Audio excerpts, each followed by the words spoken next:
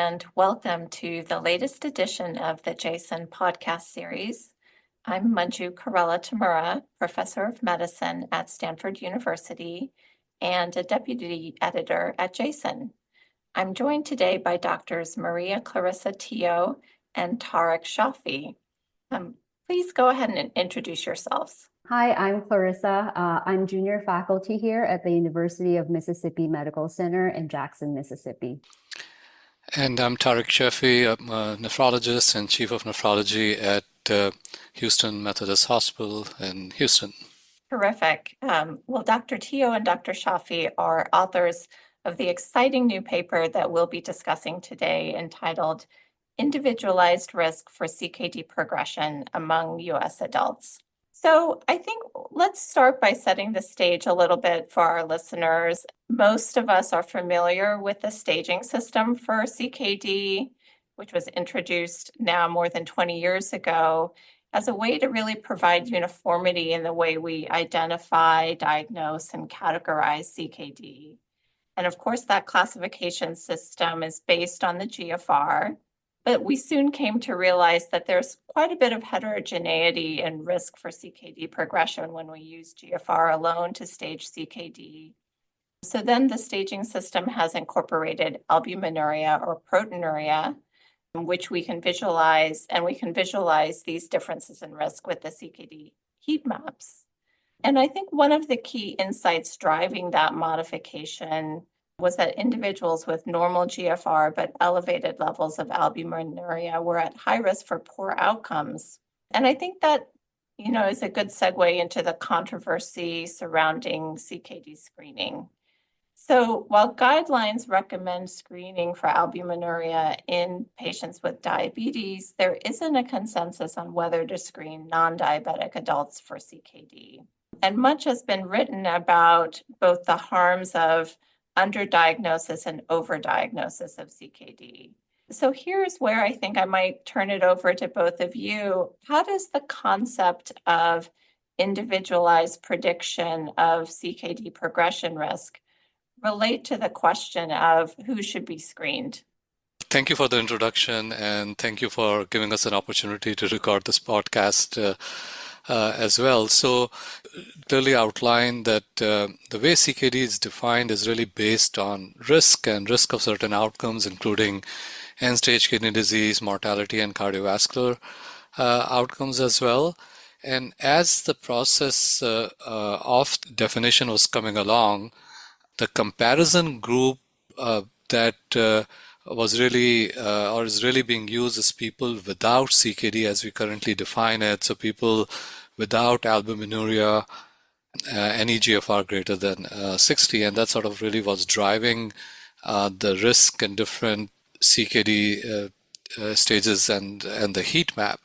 So one of the things we actually wanted to do was understand that for individuals that sort of are in each of those cells of the heat map, do they uniformly have, let's say, a fourfold higher risk based on a hazard ratio that is reported compared to the comparison group, or is there heterogeneity in that risk? And if there is that heterogeneity, what is the magnitude of this heterogeneity? And then what does it tell us about people in the United States that may be at risk for both CKD and CKD progression as well? So I think for the screening part of the question, I'll turn it over to Dr. Tio. So one of the motivations of this study too was because there's a lot of inconsistency in the guidelines for CKD screening and albuminuria screening. I think for our patients with diabetes, we have NKF and ADA saying, okay, we have to screen for albuminuria. But if you look back at the general medicine recommendations, for example, ACP in 2013, wherein they actually recommended against albuminuria screening in those with or without diabetes, as long as they're on RAS blockade, or USPSTF in 2012 saying, we don't really need to screen CKD in asymptomatic adults. I think with hypertension guidelines as well, the albuminuria screening recommendations are quite inconsistent. So with this as a backdrop, plus real world data showing us that even for diabetic patients, the median albuminuria screening rates is just about 35% and 4% in those with hypertension. So I think it makes us re-examine how should we really screen for CKD and albuminuria based on individualized level risk. Thanks so much for that great explanation. And it seems like this is such a timely question because the U.S. Preventative Services Task Force is really taking a closer look at this question now of who should be screened. Okay, so let's dive right into the study. The study used data from NHANES, which is a cross-sectional stratified sample of the U.S. population. And for your particular study, you used data from over a 21-year period. And for each participant, you calculated their 3-year risk of CKD progression. There are several tools to predict. So can you tell us maybe some of the different tools that are available to predict the risk of kidney failure or the risk of CKD progression? And what was the rationale for choosing the CKD Prognosis Consortium risk score? So currently, the risk prediction tool that is suggested to be used by KDIGO in terms of transitioning of care in our CKD practice is the kidney failure risk equation. The limitation of that equation is that it's only applicable for patients who have eGFR less than 60, and the outcome it's predicting is kidney failure. So contrast that to the CKD-PC 3-year risk score, wherein it's not just kidney failure, as defined by greater than or equal to 40% eGFR decline in 3 years.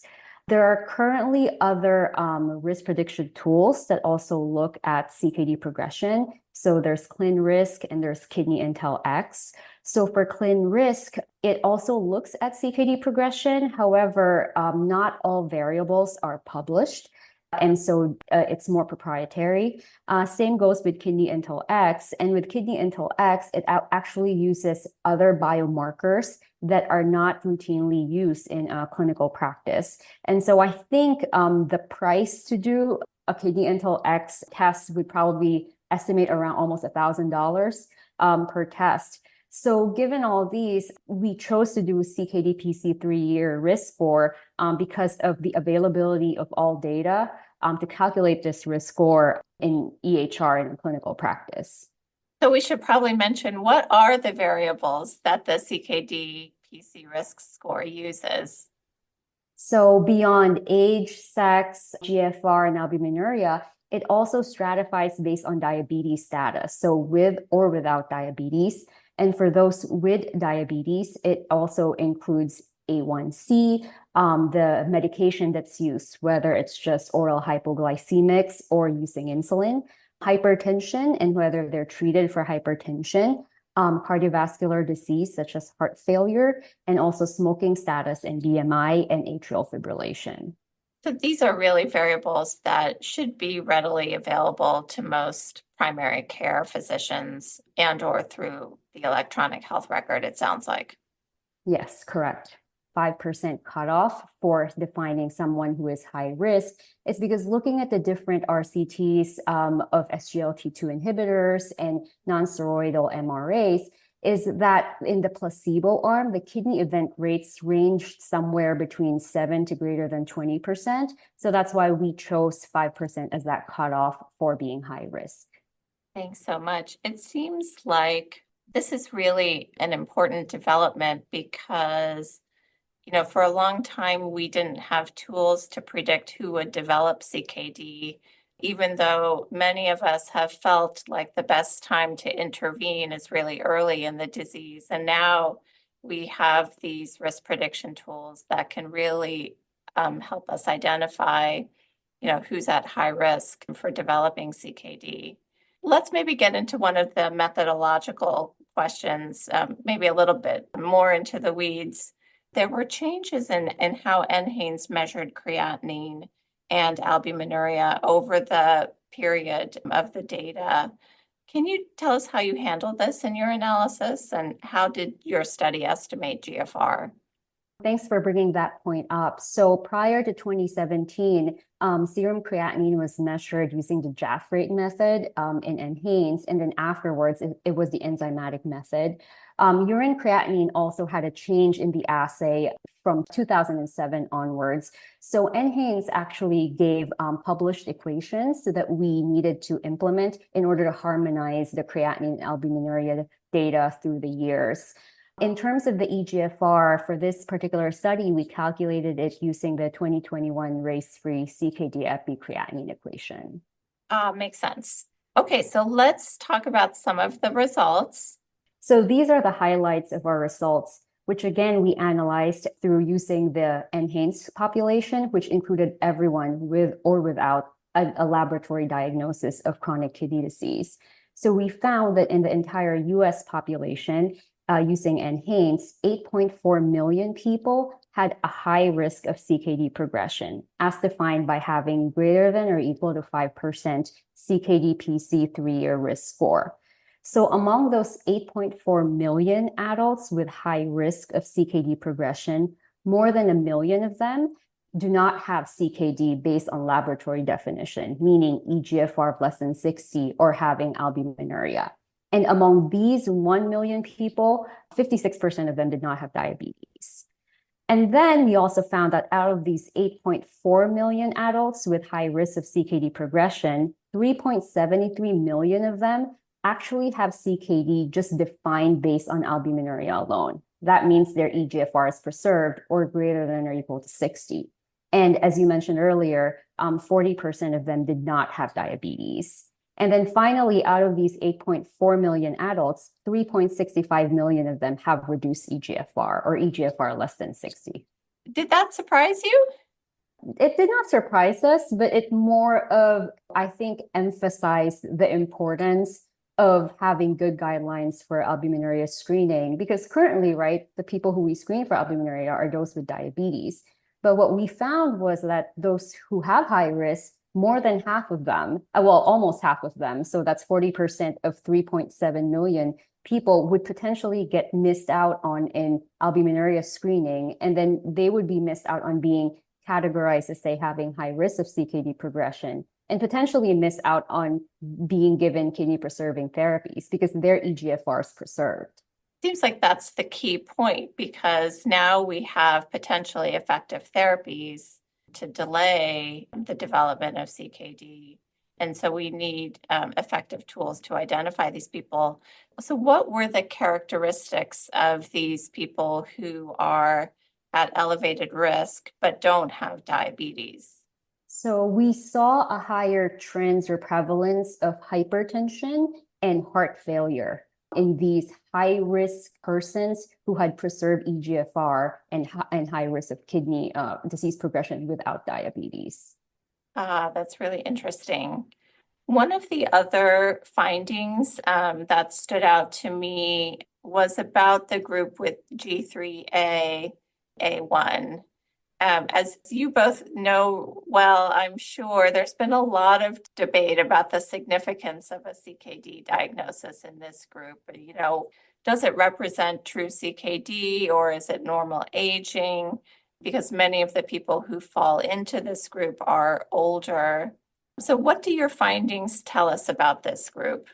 Yes, I think, it's also interesting that in 2012, when KDIGO revised the CKD definition, they actually added the phrase implications for health, which often tends to get ignored because of the automatic reporting of the EGFR and the EGFR categories now. And I think when we actually start to look at individual risk for the patients within each of the risk, each of the strata for CKD, that actually then starts to tell us a little bit more about people where we actually really need to emphasize some of these kidney function preserving therapies versus other people where we may not need to emphasize these therapies. For example, now there's the new phrase that is being used as the 4 pillars of kidney disease prevention with ASARBs, SGLT2, finerenone, and GLP-1 receptor agonists. And the question is that does an 80-year-old who has a 1% risk of CKD progression really need to be on all four of these medications or not. So I think looking at the CKD-PC risk actually helps us make some of these decisions when we are actually managing our patients. Yeah, that's so great. And I think that probably leads into my next question, which is, how might clinical care change by incorporating information on the risk of CKD progression in addition to, or maybe as a substitute for, CKD staging that we're doing now? From a clinical care perspective, I think, one, from the generalist point of view, potentially the CKD-PC 3-year risk can be used as one of the tools to determine subspecialist nephrologic care. For us nephrologists and even generalists too, I think it can allow us to focus on which patients who need to be prioritized to get these kidney-preserving medical therapies. And at the same time, it will kind of also inform our clinical practice. For example, how often should we follow up on these patients that we see in kidney clinic, right? Like someone who has an eGFR of 60, for example, but quite high risk of progression, probably will get more frequent follow-ups rather than the 80-year-old with, a CKD 3A1 with a very, very low risk of kidney disease progression. Those are just some of the things that I think from a practical perspective that we can do or we can use to implement the 3-year risk. Thanks so much. What do you think are the implications of these findings for CKD screening? Like if you had a direct hotline to the U.S. Preventative Services Task Force, what do you want them to know from this study? Yeah, so I think one of the really important things is that in 2024, end-stage renal disease may actually be preventable in many individuals at higher levels of GFR. And, over the last, several years or so, we've also emphasized the disparities that are present in CKD progression as well. And now we really have actually therapies to prevent CKD progression, but we can't really do that if we don't identify people with kidney disease. So I think if we really want to make an impact in the lives of individuals, preventing kidney failure, reducing disparities, and addressing the structural barriers, we really need to change policy. And I think and the first step in doing that is actually making albuminuria testing available and perhaps even making it as a reflex test that can get done so that even the primary care provider does not have to remember to order it. Do you, in your practice, calculate the individualized risk? Is it reported in your electronic health records, for example? I'm just thinking about all of the ways we can make this simpler for primary care providers. Yeah, so I think I want to point out that Epic is the largest healthcare, electronic health record system. It took about the kidney failure risk equation was published in 2011, and it's only now it is actually widely available. So it took 13 years for that to be implemented, and I'm not aware of any EHR where the CKD PC risk score is already implemented, but it certainly can be. It is simple enough to do. In my practice, I routinely calculate it. And especially while supervising fellows, I want to make sure that they actually extract it, and we have smart phrases that pull out the relevant labs so that they don't have to plug those in, but they basically calculate it for all the patients. And it then helps make decisions, and also it helps to discuss some of them with the patients as well. Yeah, I want to echo what Dr. Shafi said. Like I personally calculate CKD-PC 3-year risk scores in the patients that I see in clinic. And I think from a practical perspective, it has sort of informed how I do follow-ups for these patients. And it has informed how I counsel the patients about the severity of their disease and the importance of, lifestyle modification and all of that in terms of preserving their kidney health. That's really interesting. You bring up the idea of using predicted risk sort of as a motivator for behavioral modification.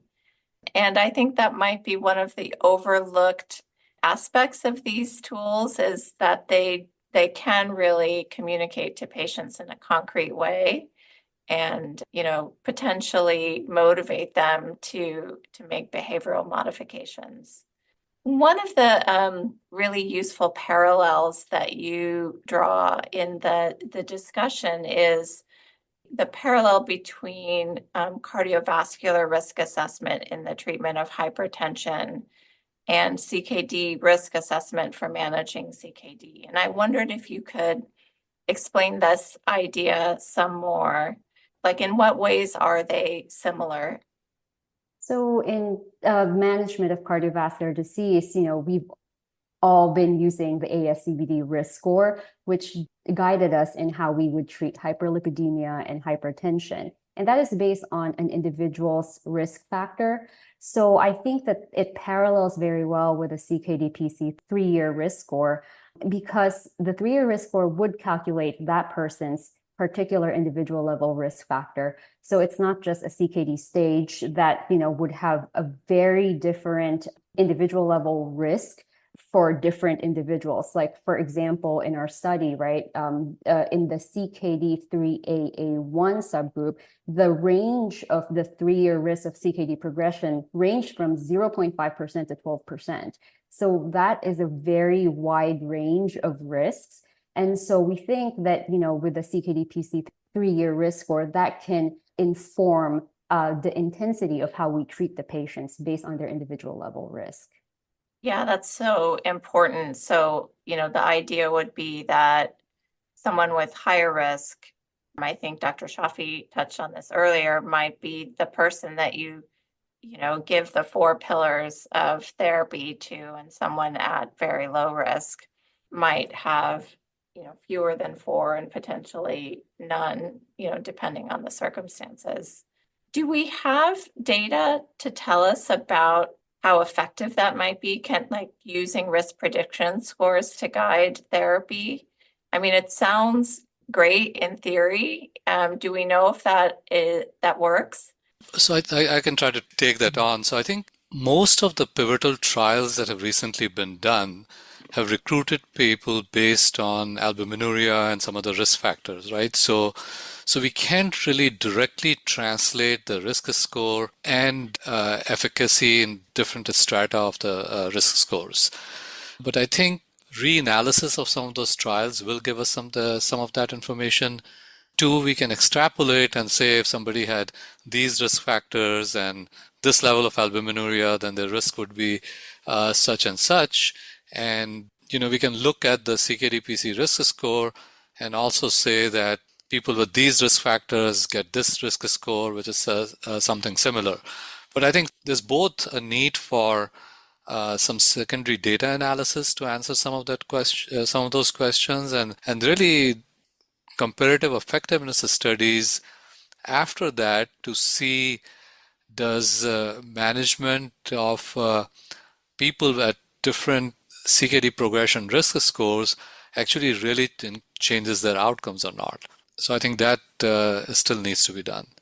Yeah, I think that would be a really fascinating study. And I think you're absolutely right. It seems like low-hanging fruit to do a reanalysis of some of these studies and really see if this is a feasible way to guide therapy.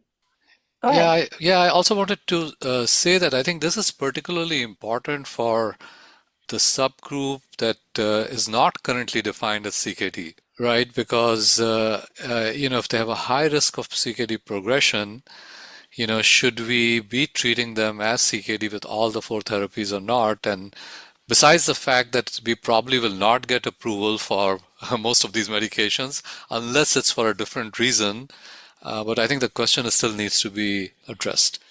And I think, in 2024, really now we have the opportunity to be preventive nephrologists, right? Because for the longest period of time, we focused so much of our efforts on CKD transition that we can now actually start to focus on CKD prevention.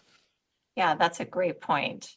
I was also thinking as you were talking about this, if there's a role for using these scores in source settings where there are limited resources.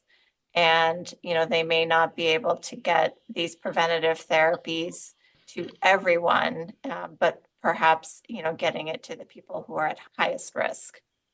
Yes, absolutely. Absolutely, yeah. So what do you think are the next steps from this line of research?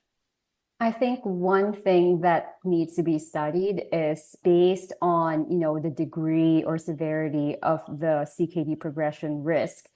Will there be benefit of, treatment intensification, for example, depending on the individual's level of risk? Or is it just, if you're high risk, then you should be on all these medications? I think that warrants further study, especially in the context of, resource utilization. Yeah, I mean, I think the other aspect also is that the CKD progression risk really is the short term or the intermediate, well, really the short term risk that we're talking about, right? The lifetime incidence of CKD, of ESRD is also important too. And the risk right now does not really account for what is the age of the individual and what would be the cumulative risk over their entire lifespan. So I think further work is needed to come up with better ways of establishing the lifetime risk of end-stage kidney disease as well, and then incorporating these different models that we have for risk prediction to identify the people that are at the highest risk so that we can intervene on them. Yeah, that makes sense. Anything additional that either of you would like to add?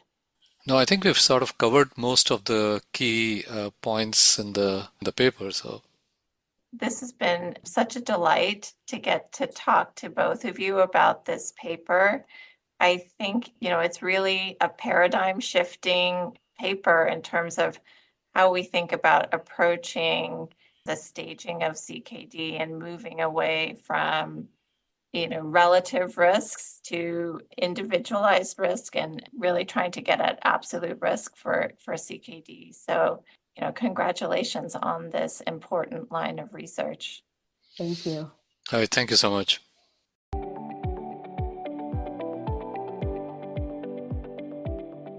This podcast is copyrighted by the American Society of Nephrology. All rights reserved. All content in this podcast is for informational purposes only and is not intended to be medical advice. This podcast should not be used in a medical emergency or for the diagnosis or treatment of any medical condition.